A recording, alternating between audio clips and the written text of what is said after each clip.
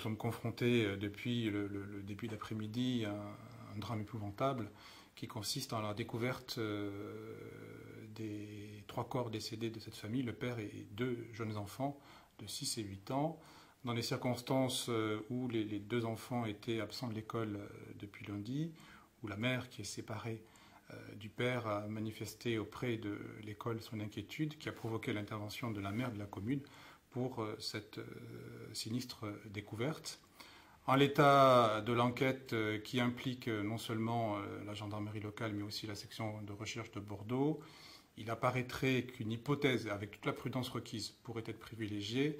C'est celle, hélas, d'un infanticide commis par le père, qui a emporté avec lui ses enfants, puisque a été retrouvé dans la pièce un système de barbecue de combustion qui pourrait expliquer l'asphyxie qui a été constaté par le médecin légiste dépêché sur les lieux. Oui, parce qu'il n'y a aucune trace de violence relevée sur les corps. Il n'y a, et je l'affirme, aucune trace de violence qui a été relevée sur les corps, aucun traumatisme.